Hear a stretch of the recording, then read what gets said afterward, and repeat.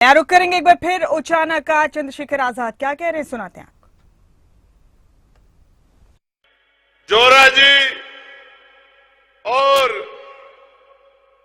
Azad Samaj party के जिला अध्यक्ष विजय राणा जी, अमित मुआल जी, नरेश जी, रमेश जी, मनोहर लाल जी, नीसू जी, संदीप जी, अमरजीत जी, नरेंद्र जी, सुशील कुमार जी, संदीप कुमार जी, विकास जी, बलकार सिंह जी, दिलबाग सिंह जी, रविंदर सिंह जी, जोनस जी, सुभाष जी, मोहम्मद ताहिर जी, सुरेंद्र जी, पोलूराम पुनिया जी, सुखदेव मेहरा जी, रेणु आजाद जी, किरण पुनिया जी, नसीब जी, इन सब का भी मैं धन्यवाद करता हूं।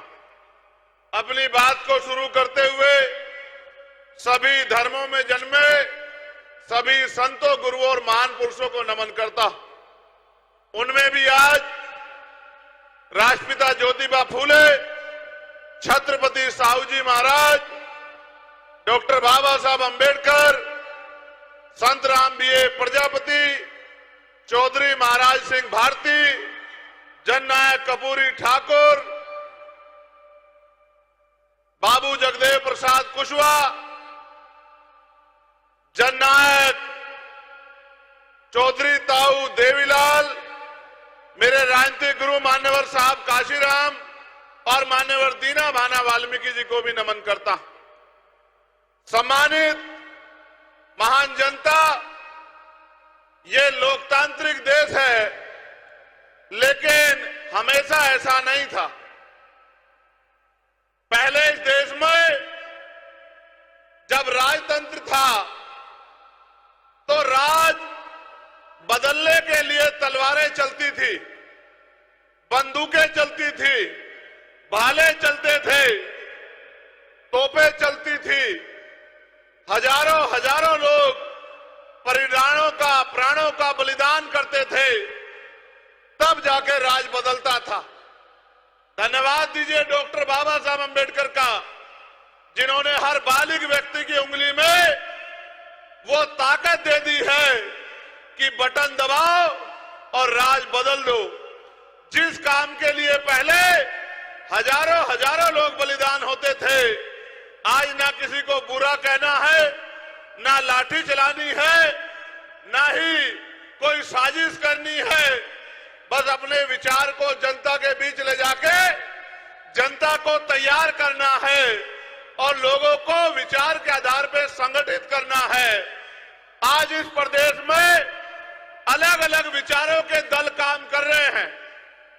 जहां कांग्रेस के लोग अपने विचार को लेकर आगे बढ़ रहे हैं, वहीं भाजपा के लोग अपने विचार को लेकर आगे बढ़ रहे हैं।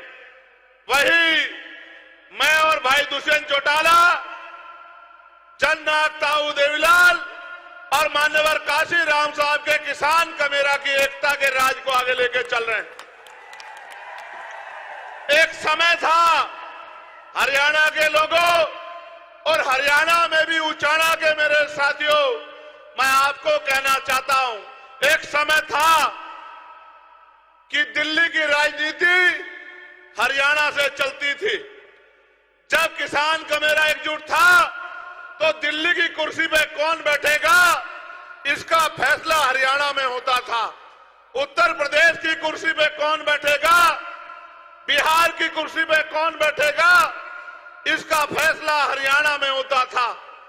लेकिन आज हरियाणा की कुर्सी पे कौन बैठेगा इसका फैसला दिल्ली से होता है कि 9.5 साल कौन बैठेगा और बाद के 3-4 महीने कौन बैठेगा और आने वाले कल में कौन बैठेगा। आज हरियाणा के बल को क्या हो गया है, मुझे ऐसा लगता है कि आप दुश्मन की साजिश का शिकार हो गए हैं।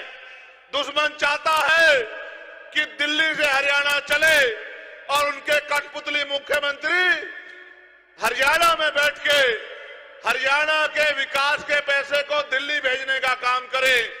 अगर आप जिम्मेदार व्यक्ति के हाथ में ताकत दोगे तो हरियाणा का पैसा दिल्ली नहीं जाएगा, बल्कि दिल्ली में रखा आपका पैसा हरियाणा के विकास के लिए लगने का काम होगा। एक समय था, वो समय आपकी वजह से पीछे हट गया। आप इन राष्ट्रीय दलों के चक्कर में आ गए और ये झूठे वादे आपसे करते रहे। इनके मैनिफेस्टो देखना, ये अपने मैनिफेस्टो के 4 काम पूरे नहीं करते, फिर भी आप उनके पिछलोग्गू बनने का काम करते हो। भाई दुष्यंत जब बोल रहे थे, कह रहे थे कि अपना मारे छांव में गिरे बगाना मारे धूप में। मैं तो ये मानता हूं कि अपना मारता ही नहीं है। जो अपना होता है वो तो अपने का हाथ पकड़ता है, अपने के साथ रहता है, अपने की ताकत बढ़ाता है, अपने को मजबूत करता है। 30 साल मुझे कहना नहीं चाहिए था, मगर मैं इस बात को कहता हूं, मैं मंचों से नहीं कहता। 30 साल के थे वो, जब वो आपके बीच मैदान में और परिवार किस हालात में था आपने देखा। चाहते तो यहां से इधर उधर की सोचते, लेकिन आपके बीच में आए और मैंने कार्यशैली देखी दोनों भाइयों की। ऐसे नहीं हुआ गठबंधन कि इन्होंने कह दिया गठबंधन कर लो। जो काम इन्होंने किया, जैसे 32 दांतों के बीच में जीभ रहती है, इस तरह से जो काम इन्होंने 4.5 साल में किया, उस काम को पैमाना बना के अलायंस हुआ कि इस काम को अगर आगे बढ़ाया जाए तो हरियाणा के एक घर में खुशहाली आ सकती है। हरियाणा के किसी सरकारी नौकरियों पे गए तो मुझे लगा कि मैंने जो हाथ पकड़ा है वो सही हाथ पकड़ा है। हमने मैनिफेस्टो बना बैठ के, मैनिफेस्टो में आपके लिए मैनिफेस्टो पढ़ना।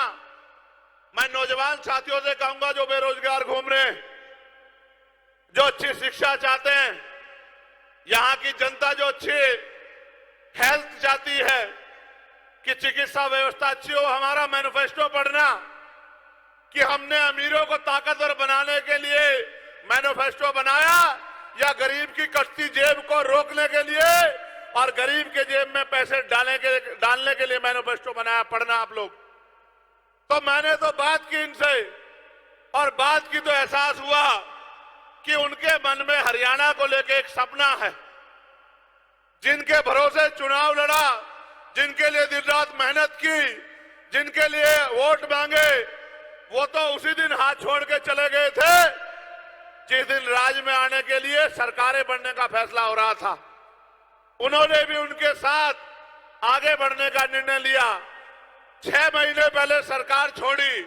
उचाना के लोगों, आप बताओ, अगर सरकार छोड़ने के बाद क्या भाजपा की सरकार यहां गिर गई या चली? बताओ, गिरी या चली? चली ना। तो इसका मतलब अगर ये परिवार, और मैं धन्यवाद दूंगा अमरजीत ढांडा जी का कि वो एक वफादार सिपाही की तरह इनके साथ खड़े रहे, अपनी पार्टी का झंडा डंडा पकड़ के रखा। मैं तो जानता हूं, मेरे साथी यहां खड़े हैं, एक एक दिन मैंने जिस दिन उनसे कहा कि मुझे उचाना चाहिए, उस दिन से लेकर आज तक उन्होंने पीछे पलट के नहीं देखा और दिन रात एक कर दिया। तो ऐसे हालात में निर्णय लेके आपकी सेवा के लिए आगे बढ़े। अभी आपने देखा 2 दिन पहले किस तरह का माहौल बनाया गया। गाड़ियां तोड़ने का प्रयास, डराने का प्रयास। आपको लगता है कि हम डरने वाले लोग हैं?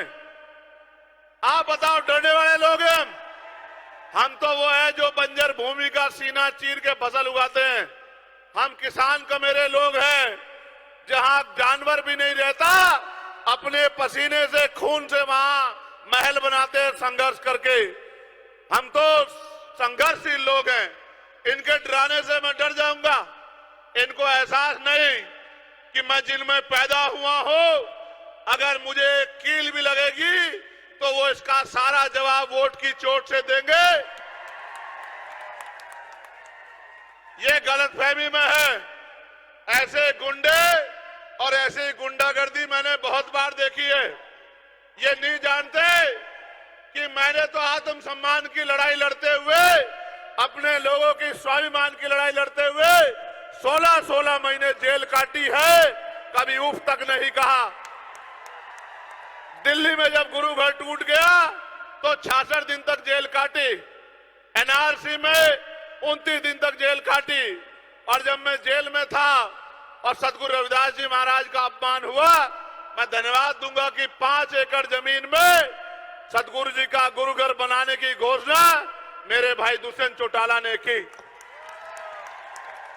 एक तरफ ये निकम्मी सरकारें, भाजपा की सरकार जो तोड़ने में हिस्सेदार थी, और दूसरे लोग जो ये कह रहे थे कि ये बन नहीं सकता है, तो आपकी ताकत थी कि सुप्रीम कोर्ट से भी और केंद्र की सरकार के जबड़े में हाथ डाल के पुनः अपना गुरु घर छीनने का काम किया। मैं आपसे कहना चाहता हूं, मेरे लिए हर दिन संघर्ष है और मैं जो आज हूं वो आपकी बदौलत हूं। जब ये पूरी राष्ट्रीय पार्टियां मुझे हराने के लिए नगीना में एडी चोटी का जोड़ लगा रही थी, जो आपकी हितैषी होने का यहां दावा कर रहे हैं, वो आपकी इस मजबूत आवाज को खत्म करने के लिए एडी चोटू का जोड़ लगा रहे थे। चाहे एनडीए अलायंस के लोग हो या इंडिया अलायंस के लोग हो या अन्य पार्टियां हो, जैसे आपने उनकी वहां जमानतें जब्त करके हमारा लोहा मनवाने का काम किया था, उचाना में भी उनकी जमानतें जब्त करके भाई दुष्यंत जी को असेंबली भेजने का काम करना।